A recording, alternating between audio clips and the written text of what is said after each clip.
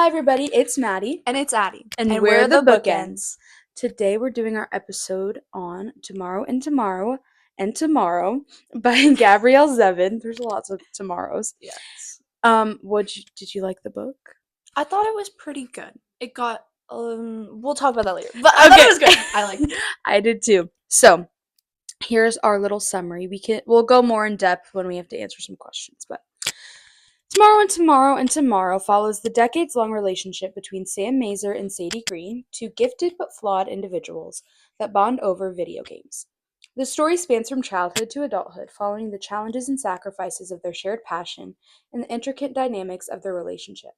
This book follows the themes of complexities of platonic love, identity, and self-discovery, the lasting impact of trauma and disability, and the evolving relationship between virtual and real-world experiences. Yes. Yes. Okay. Yeah. Moving on to discussion questions. Number 1. How do Sam and Sadie use video games to process their grief and losses? This is a good question. Mm-hmm. It's so interesting because I feel like throughout the book, like at every major point in their lives, they made something together, like a video game together. Sam and Sadie are friends, but they met in like a weird way Mm-hmm. because Sadie's sister was in the hospital battling leukemia, and then Sam was there for his leg. He was in in an a car accident accident. with his mom, and his mom passed away in the car accident, and he injured his leg really badly. So they were both there, and Sadie and him started playing video games together. And then Sadie's grandma told her, right? Wasn't it her grandma who basically introduced her to the idea of like getting service hours for her bat mitzvah? Yeah.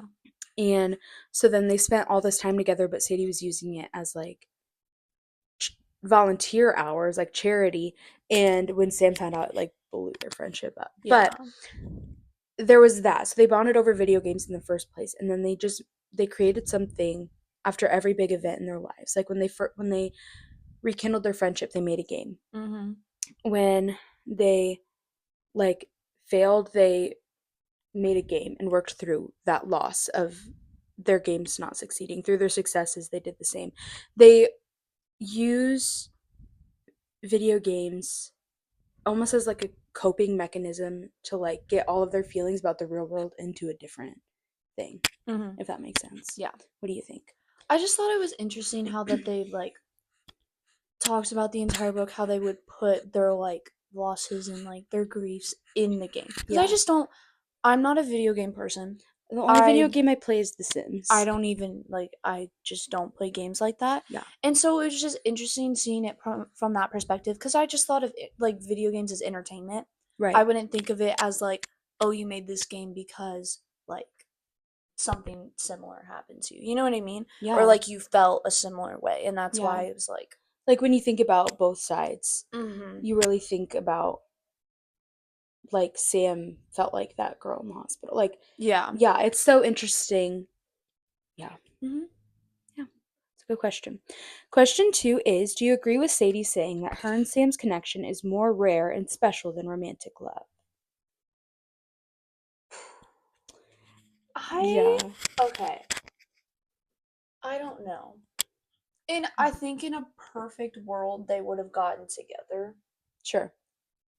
But also I feel like in like the Hallmark movie of it all, they would have ended up together. Yeah. But I don't think they would have been good together like that. Yeah, because like Sam was constantly like pining after her. For sure. And he never got did the anything. hit. And this is like years. Like 20 decades. years. Like so at a point in time you just gotta like let it go. Yeah. And then Sadie was just oblivious to it the entire time. Or And she knew, she just didn't care. act on it. Neither of them like acted on it or cared about it. Like they just kind of accepted that Sam was in love with Sadie and Sadie never loved him back in that way, in a romantic way. Yeah. Basically, like they had this connection for so long, but they never took it across that line. Yeah.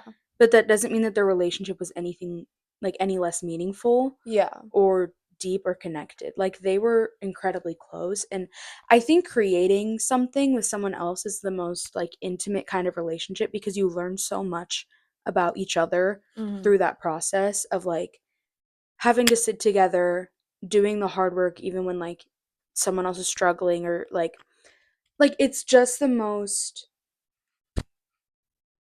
I don't know, it's the most like deep you can get with somebody to like make something together. I mean, you think about that like with like kids, but it's just, I feel like those video games were like their kids. They put Yeah. like their blood, sweat, and tears into it, all their emotions, all their energy into it together. Mhm. And I think that's it's a different kind of love, Yeah. but it's still a very meaningful kind of love.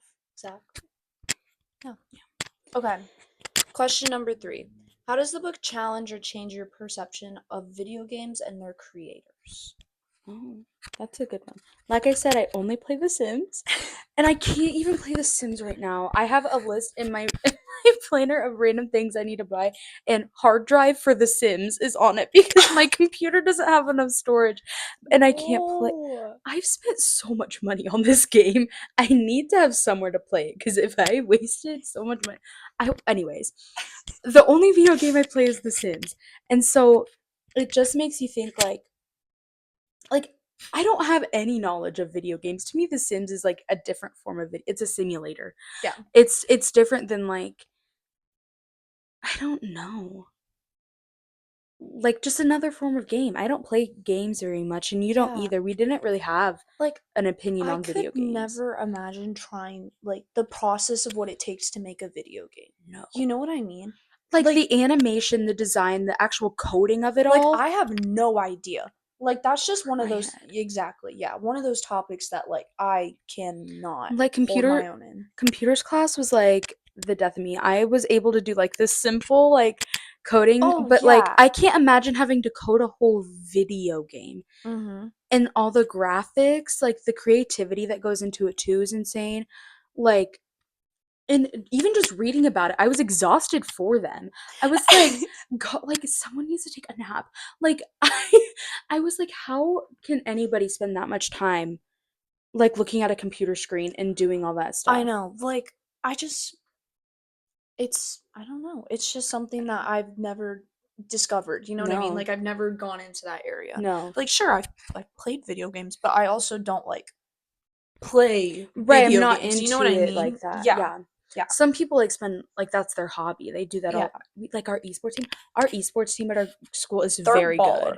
They're very good. They've won Mhm. like state in Yeah, certain. they won state last year, Did didn't they they? I really? think so. Okay, In Super Mario Bros. I don't know. maybe.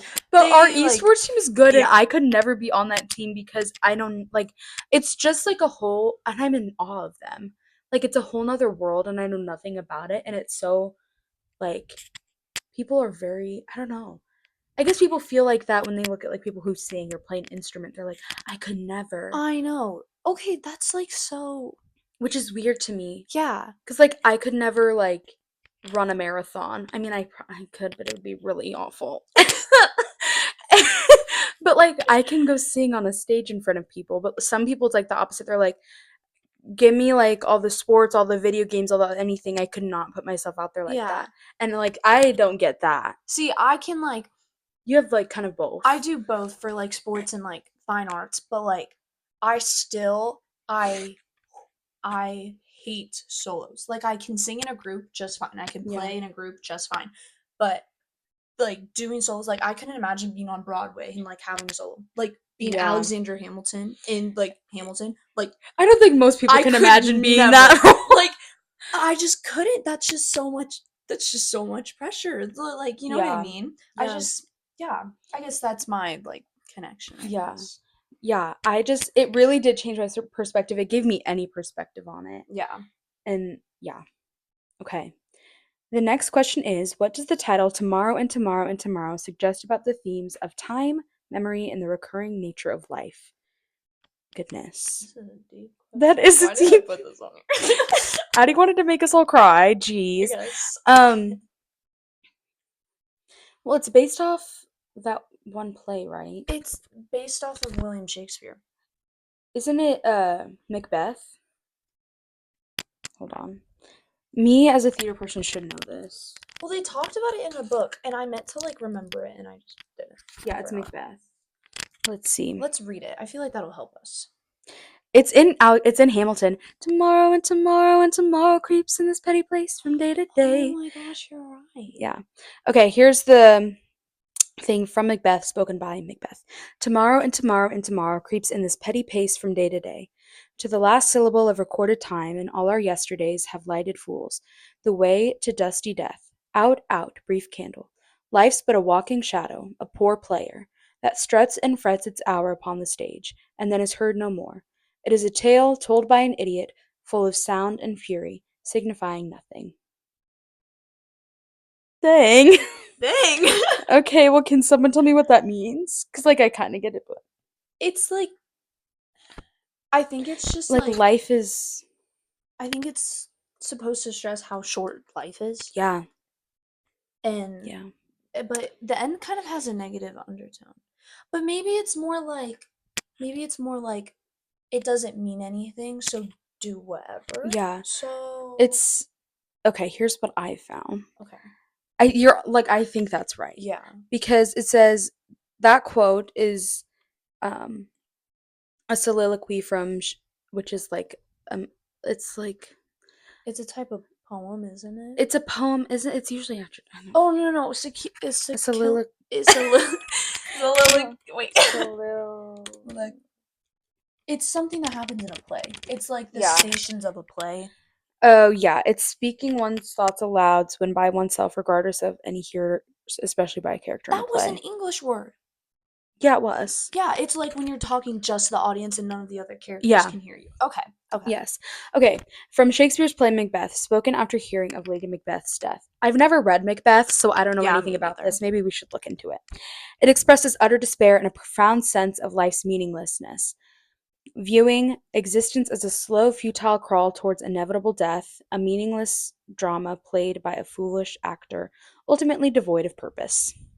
So basically, like, So life that's doesn't kind have of any meaning, depressing. and it is kind of depressing, but it's also kind of profound. Like, it does mean nothing. So do what you need to, like, do whatever you want to do. Yeah, and I think that's how this like title takes It's it, supposed to be, or yeah. like this book. Like, there's like bad things that happen clearly, but like in the book itself, Mhm. so you could take it like that more negative route. But Yeah. I think like the title tomorrow and tomorrow and tomorrow, it's supposed to just be like so what, just do it anyways, you know Yeah. what I mean? It's gonna happen tomorrow and tomorrow and tomorrow. So Yeah. you might as well do it Today. Like, Yeah, it's like the quote, like, people are gonna judge you anyways. Do whatever you want to do. exactly. And yeah. So about the themes of time, like, life is repetitive, but at the same time, if you don't do anything to make it not, Pass by. Like, do if you you know what don't I do mean? anything to fill that time, then you're just like, Wasting your life. exactly, yeah. So do it. And like the recurring nature of life, I mean,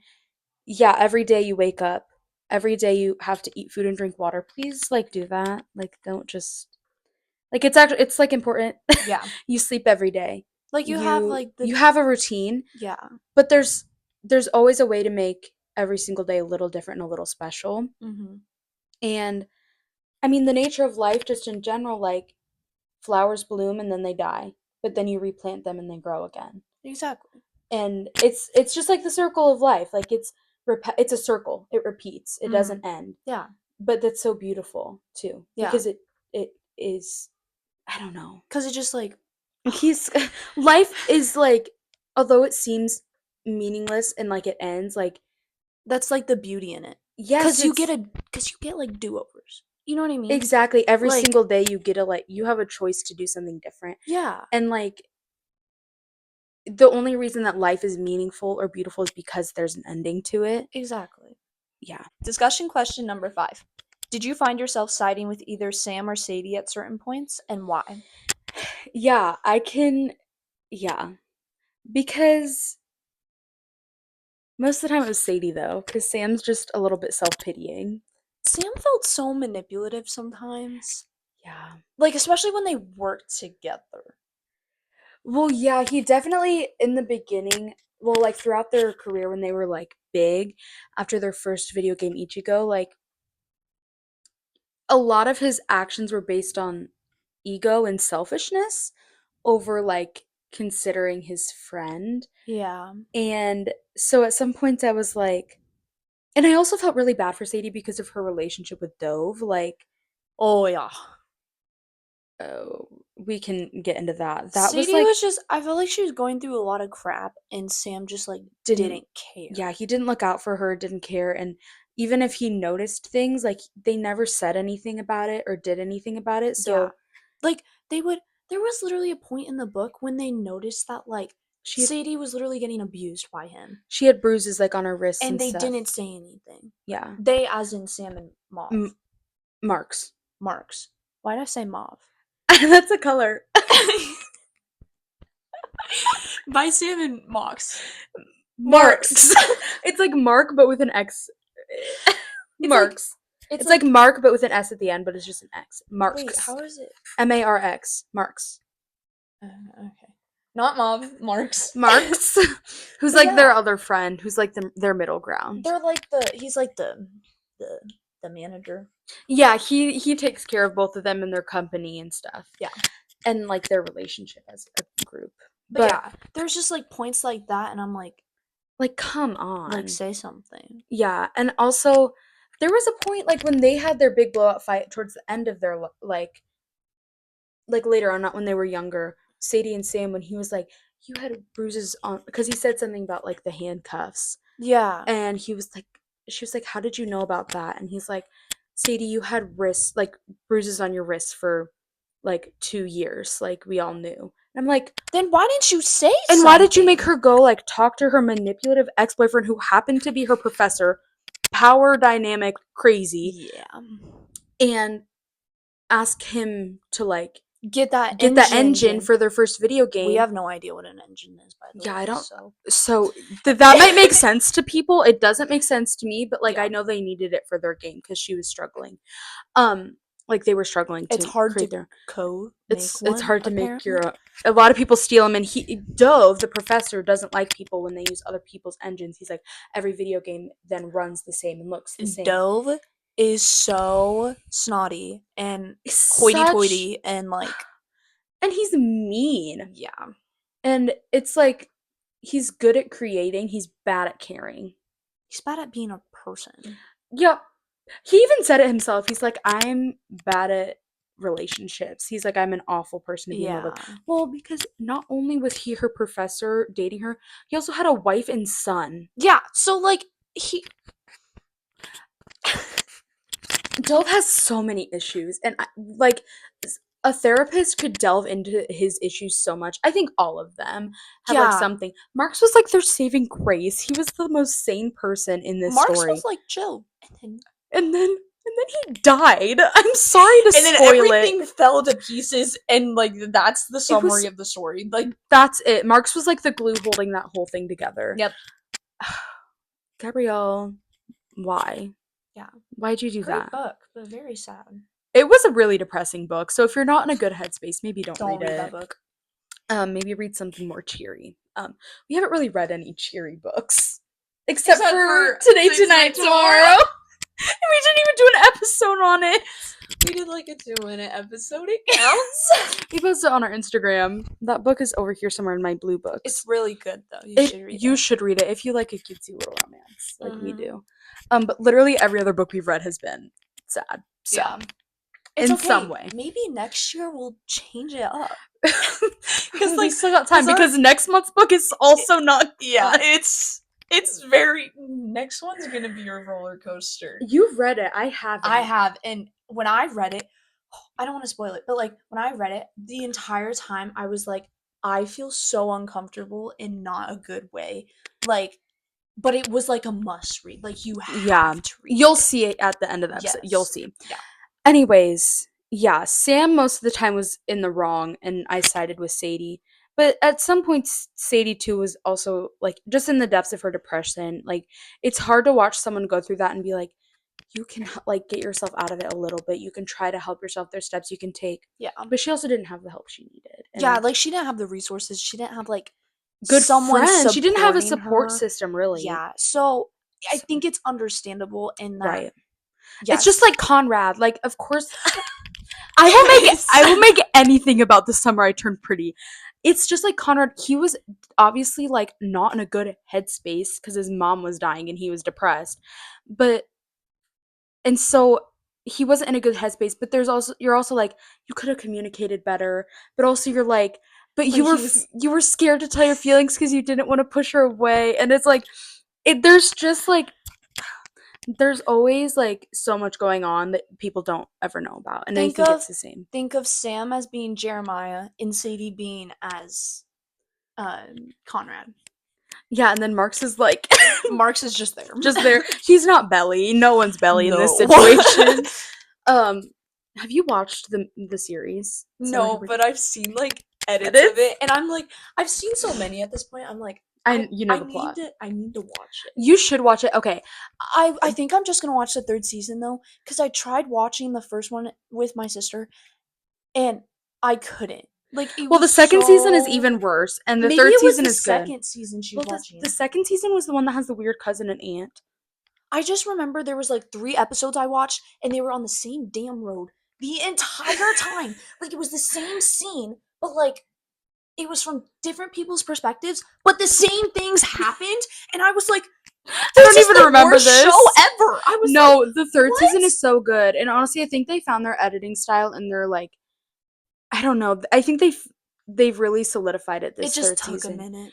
Yeah. Yeah, and it does, but the 3rd season goes crazy, and also if you I'm so nervous that they're gonna end it in a different way than the books. I'll be pissed. Have you seen like the conspiracy theories? I choose myself. I choose the beach. No, I choose summer. Okay, I saw this one, and it was like, oh, I've seen that, but I saw this one where it's like the poster of the season or whatever. It's like she's wearing a different wedding dress. She has a different ring. Yeah. So she marries Conrad. Yeah, she marries a different person. Yeah. And also Conrad's the only one wearing a tie. Jeremiah's not wearing a tie. Yeah, Jeremiah's not wearing a ring. Yeah, and Conrad is hiding it with his left hand. Mm-hmm. So it's a little bit obvious, but it also could just they're trying to trick us. Yeah, something's gonna happen. I'll be mad. It's almost over. It ends in September. And Are they only doing 3 seasons? Well, there's only 3 books. There's 1 season for each book. Oh. Have you read the books? No, but my sister has the books. I want to read. I know. I think I should read the books first, and then I should watch the 3rd season. I think that's my plan. Yes. I'm just glad that, like, without even reading anything, you're Team Conrad, because that's correct. Because Jeremiah just seems like such a piece of crap. Well, he is, but everybody's excuse is he's hotter. First of all, he's not. I'm the blue eye stare. It's the blue eye stare. It's the blue eye stare. It's a curse. Okay, it freaks me out. But also, I think my type just looks more like Conrad. He also is just like stereotypical white boy. So and like frat boy too. He said he's getting his degree in beerology. He definitely does the frat boy flick. Okay, so basically, yes, there were points where we kind of sided with one person or the other. Number 6 is, what role does the concept of greatness play in the characters' lives, and how is it defined differently for Sam and Sadie? Wow. Okay.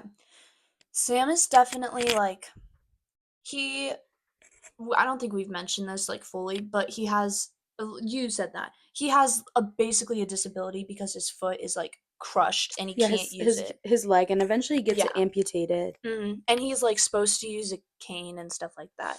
Mm-hmm. But he doesn't because he's like embarrassed. His pride and his ego get in the way of him, and he's very like numbers based in his success. Yeah. He wants the people to buy his video games. He wants people to think that he's good. He wants the money. He wants like the stuff, which makes sense because he did grow up with less money. Right. So I guess that makes sense, and in a sense like that, but also he just took it too far. Yeah. And then Sadie, I don't think she really cared about that stuff that it's much. Almost like the thing of in By Any Other Name, where is it like, does it matter if my name's on the work, or does it just matter that the work is out there? Yeah, it's kind of like that. And Sadie, she wants to be recognized for her work, but at the same time, she hasn't been because she's a woman and she's partnering with a man. And, exactly. And she, at the end of the day, wants people to feel things. Like, she wants people to feel when they do, like, play her video games. Yeah. And because like she did that Emily Dickinson one, Oh yeah, where you had to shoot the the poetry. shooter, yes. And so the poetry in itself, like, that makes you feel something. And then her the Nazi one, That was crazy. Like right off the bat, I was like, okay, like, we'll I forget explain what this it's to you. called. Uh, Basically, it's okay. She made this game. Was it in college, or was it? yes, it Yeah. was like her first project. Here, you talk about it. I'll look it So up. in college, she made this game where players had to complete all these tasks, and they could choose to um, spend their points they earned after completing tasks. Like, you earn points for completing tasks, and you could either choose to spend them and talk to people and get information about the place that they were working at, or you could save your points and move on and keep doing it. But at the end of the game, either way, you find out that you are a Nazi worker working in, like, a factory building, like, bombs, basically, right? Like you're giving stuff to like what's To it called, the wrench, like the Reich. wreck. Yeah. And so either way you find out, you can be the top soldier in your Reich, or you can try to dismantle, like, the factory because the more information you get, you learn where you're working at, and then you can take steps to, like, quietly stop your production, or, like, be Slow more it outright. down. So it's such an insane game, but people in our class hated it. They hated being called a Nazi. Like they hated that it. I think they hated that it made them uncomfortable. Yes, it may. I mean, because just even talking about it, like, my stomach drops. Like, it's like, Yeah. it's insane. I couldn't imagine like playing that. Like you're playing it and you're just like, it's just one of those games where it's like, okay, you just gotta like You complete a task, you earn you do the points. stations. It's like, let's build the burger. You know what I mean? Like Right. it's like something like that, and then you get to the end and you're like, oh my It's, like, gosh, insane, yeah. and it makes you want to go back and replay it, and Because you want to you want to do better. the morally right thing. Yeah. And then you think, how does this even apply now? Like, Yeah. am I just doing things because I want the numbers of it all, but I'm doing morally wrong things? And it's Sam. Yeah, like if you just want, are you just doing it for the money, or do you actually like know what you're doing? Know You what know you're what I doing. You're mean? doing it for the Yeah. right reasons. You're not getting your friend in an unsafe situation. You're not just putting your name on the front of it because, oh, I can't help that you didn't want to go on the press tours with us. Yeah.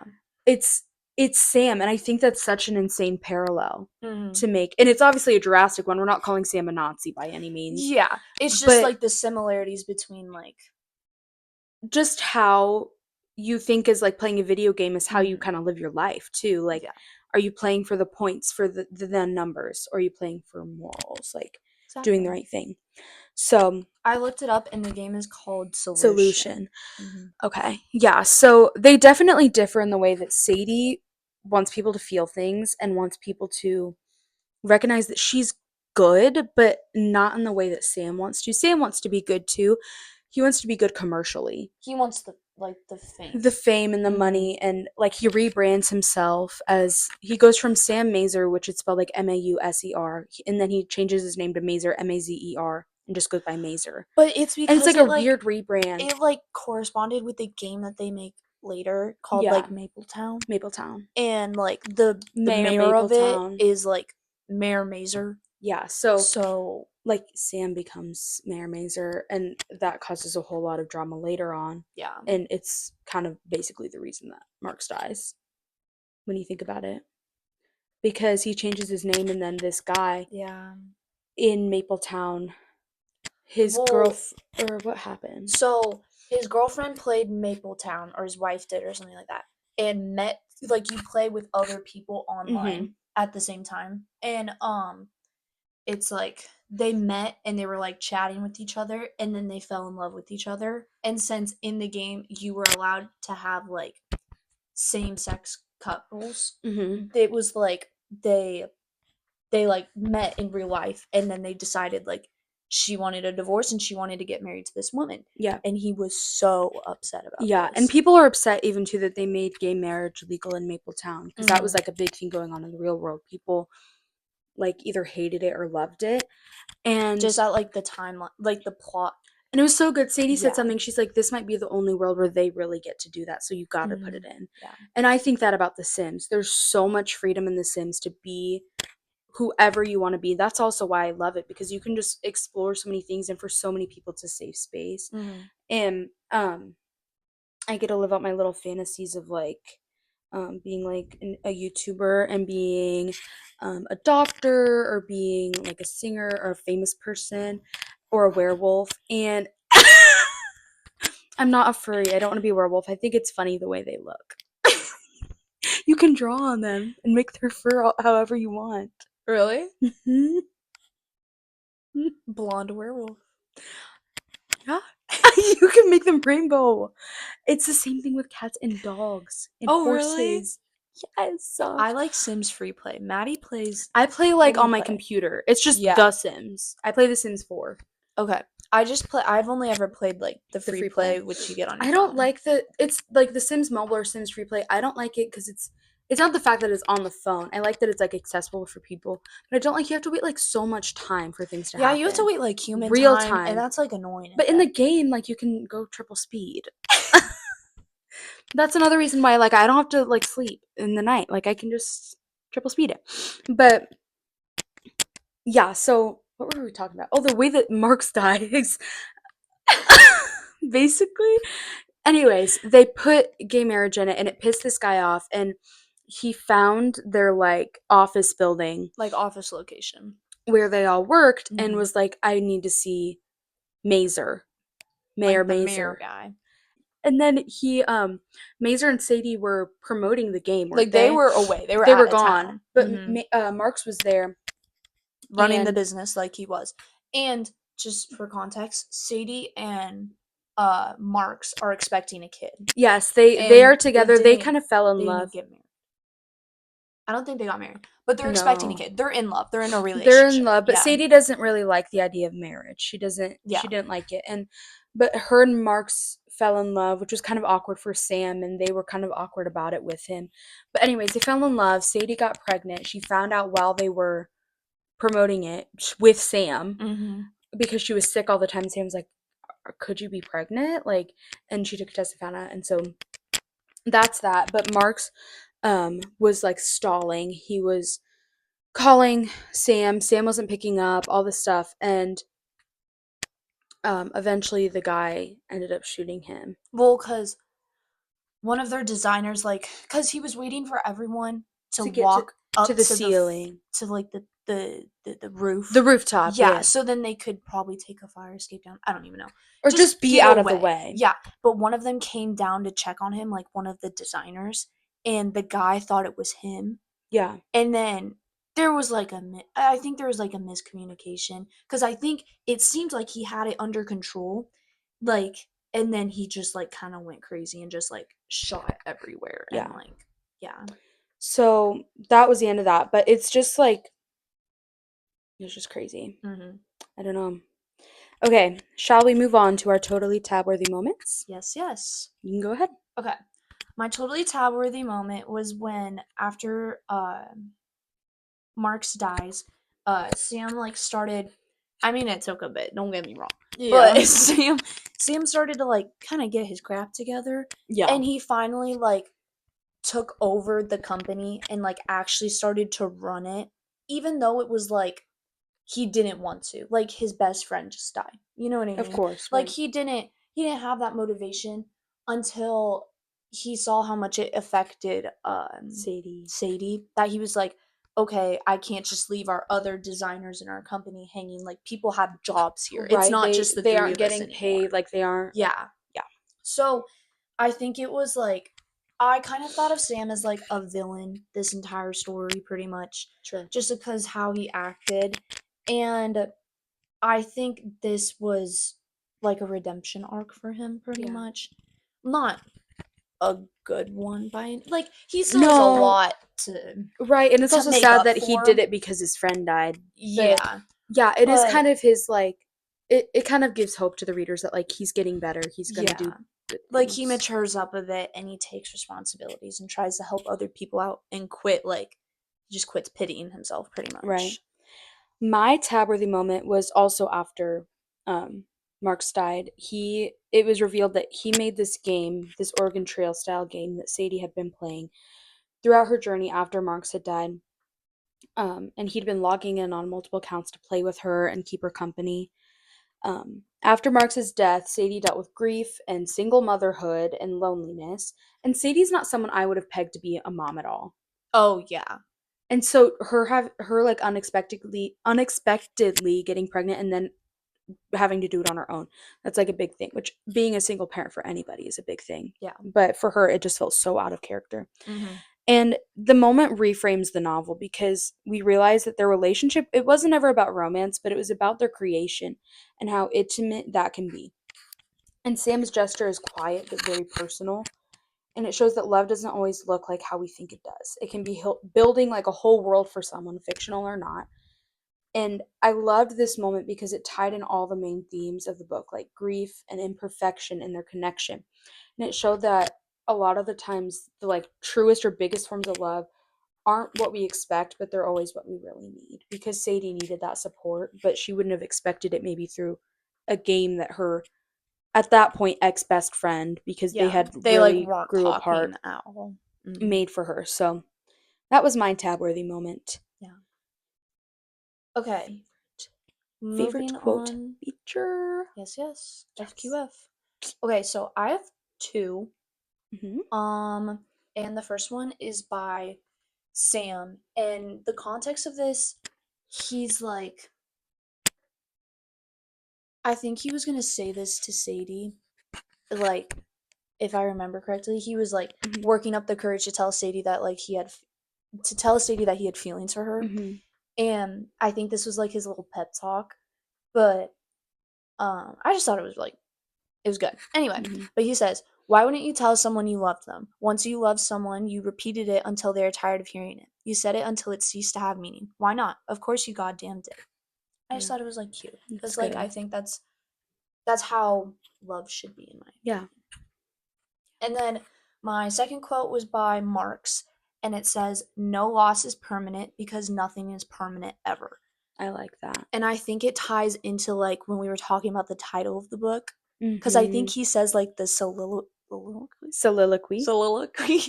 and then he says this like at the end of like why he likes this so much. And like, because he says he likes the ending of Macbeth, and nobody likes the ending of Macbeth because it's so boring and monotonous. Yeah, and he says like this is why he likes it because it's no loss is permanent because nothing is permanent, and it's just the perfect ending. Like yes, yeah. So I just thought that was a great way to like tie what the title meant for this book specifically. I like that. Yes. My favorite quote is, "If you're always aiming for perfection, you won't make anything at all." I don't remember who said it.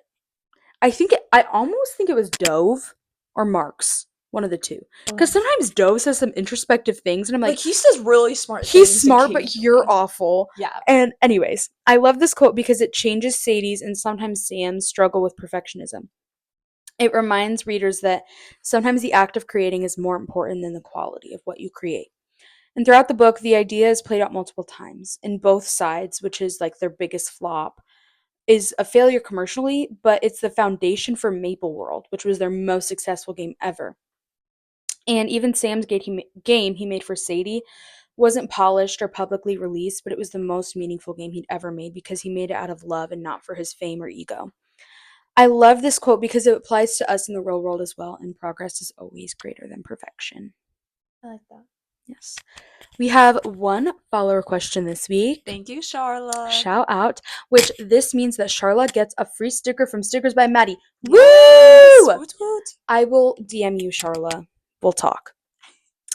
Basically, if you want to submit your follower question for next month's episode, you can click the link in our Instagram bio, which is at the.bookends.Mady and Ade. And you can click the link in our bio, go to the form, and fill it out, and you can enter your name into a drawing for a free sticker from my sticker business, Stickers by Mady. And if your name gets drawn, I will talk to you. We'll get it figured out. You can pick a sticker out, or I can surprise you. But the more questions you ask, the more entries you get. So let's read the question. Do you want to read it? Sure. Okay, Charlotte says, "What book would you absolutely destroy if you had the chance? It could be really good, it made you feel like mad or sad, or it could just be horrible." Okay. This is like such a fun question. I like this. What book would I destroy? I think, like, in the sense that it was really good, like, I destroyed that book. I loved it so much. I'm trying to think of a book I read really fast. Any Abby Jimenez books. I always read them fast. And I just love Abby Jimenez. She's like an automatic, like, I'll buy her book, I'll read her book anytime. Because I know it'll be good. So like I destroy Abby Jimenez books. Like I get them done really quickly. Yeah. But in the sense that like it was horrible, well, I just donated all my bad books. So I actually kind of did destroy them in the sense that I just like They're gone. They're not in my library anymore.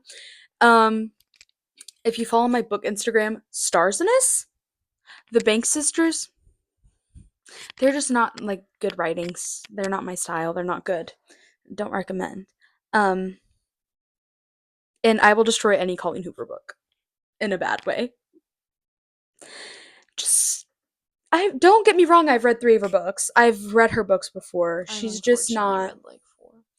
yeah, she's just not my thing. Like her writing, once you read like other authors, her writing sounds a little immature. Yeah. Like it might be a good place to Start, but don't stay there too long. and also just the way she handles sensitive subjects is A little insensitive. right. So I just don't read her books anymore. That's me. What about you, Addie? Okay. A book that I would absolutely destroy, like in a good sense. Probably The Handmaid's Tale and All the Light We Cannot See. I knew you were gonna say that. Yeah, that's like my favorite book. I've Yeah. said it like a bajillion times. Yes. But just at the times that I read them, they were just super like, you know what I mean? Like just like Crazy. And I think it was just like, it just made me feel.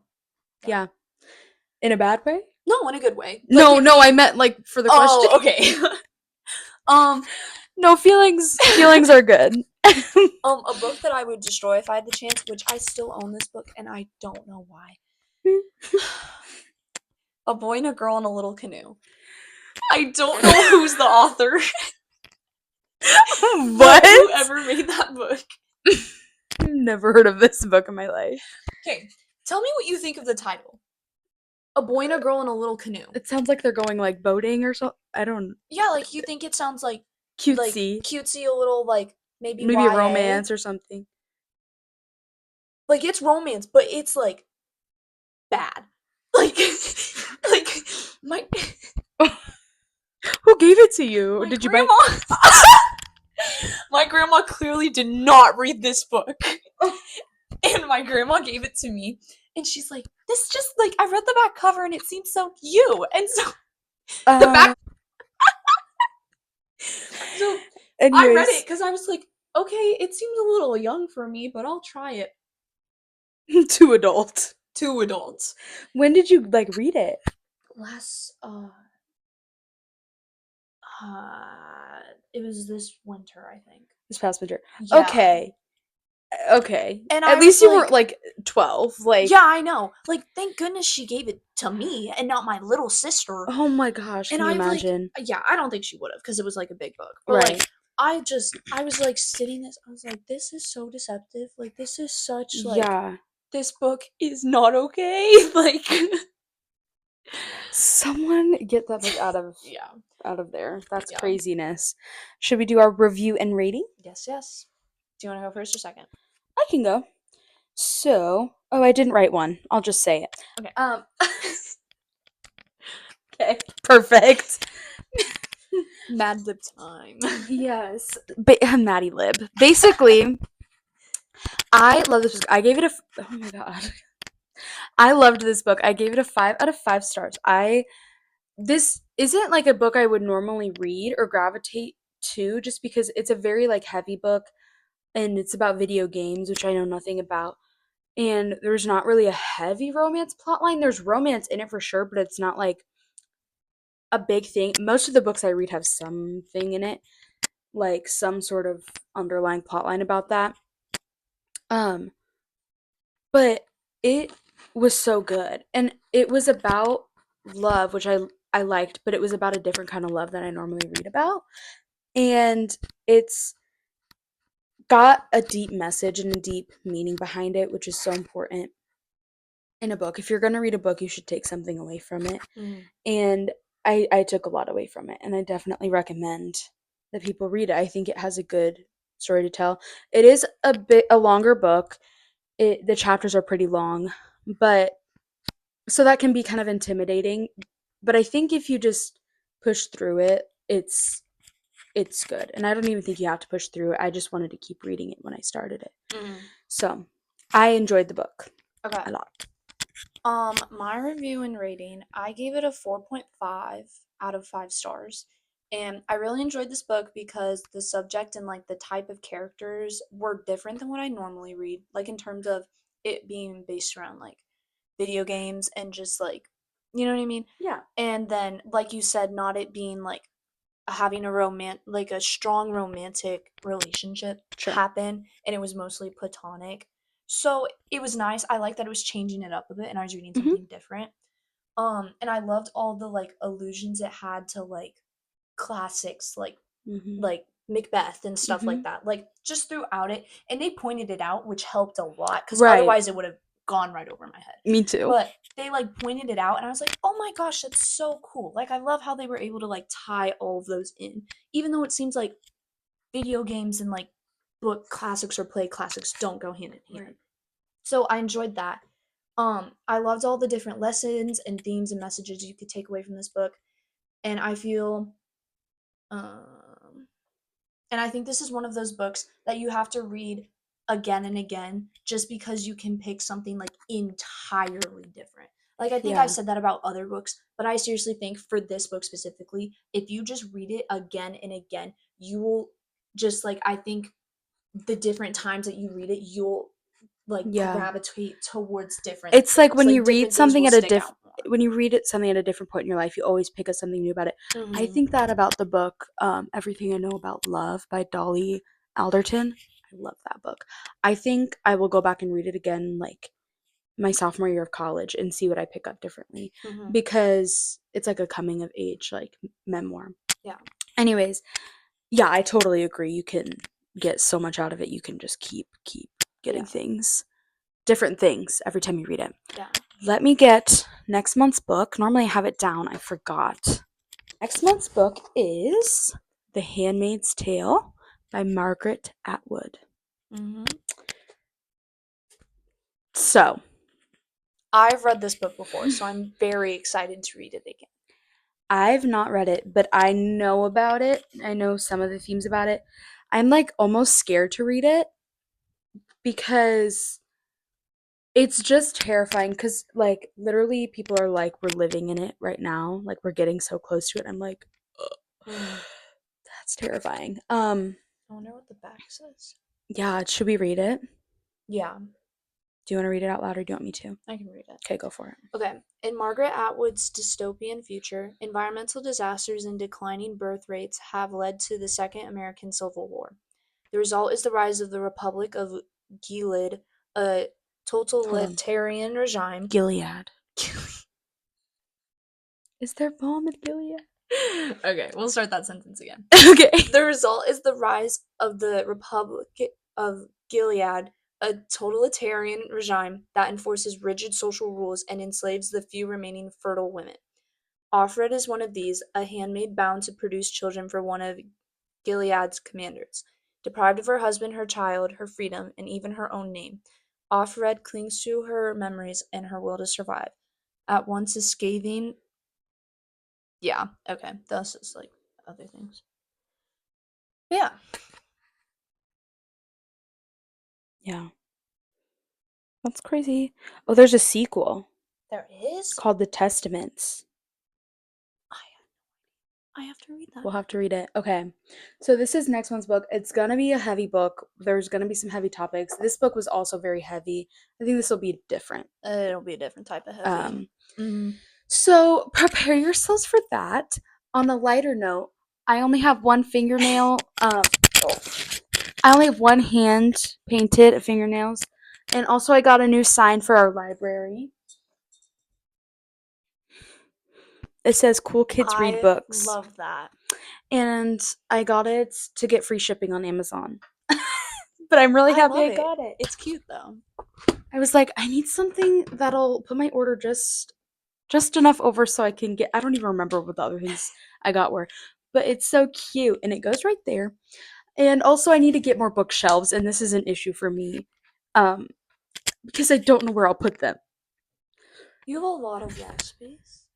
Yes, but all my other stuff is downstairs in the basement in my old room. I haven't even moved all of it up because that's. I'm stressed out. All of that right there is going to be my vinyls, my Taylor Swift ones. And then I have a sign that I put over there that's like a magnet board that has like all little keepsakes on it. And above my bed, I have like the stuff that I had above my bed before. And I don't sleep with bookshelves above my bed. You're gonna run out of room then. I'll probably But you could fit another shelf. I think I'll end up putting them up high. I'll just have to step on a chair to get them. Yeah. If I die, it's because I was grabbing a book from the top shelf of my books. There's so many books. I need to get my third book of the summer I turned pretty back over here because I have two of them here, but not the other one. It's at my dad's. I have books. Oh, I have a bookshelf at my dad's house. Bring that over. No, you don't use it. No, I need to bring some books from here to there. Oh. I don't know. There's a lot going on here. Anyways, we'll see you next month for our next episode. Make sure to leave your comments in the form. Pretty please. Yes. There's an incentive. You could get a prize. Answering questions. We do. Like, the follower questions is always the most fun because it's like not always about the book. Like, it's about other stuff, and we like to talk about ourselves. Exactly. So. Okay. We'll see you next month. Bye. Bye.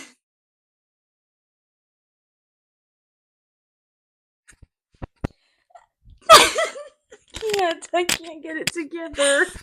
You're gonna have a lot of editing to do, I fear. All my stuff went away. Bro. It's back. Is it gonna scroll to the same spot? No. Give me a second. I just finished reading Mad Honey. Oh, what'd you think? Maya did it! And she was transgender. Biggest plot. No, there's nothing wrong with that, like, at all. But that was like the biggest plot twist of the century. They were just like, they casually brought it up in the courtroom. Like, I was like, what? Like the autopsy person, he was just like, she didn't have ovaries, she didn't have like uterus, and then they're like, so she had like a hysterectomy or whatever. That's not the word. No, that is the right word. Yeah, okay. And then they were like, no, she's transgender.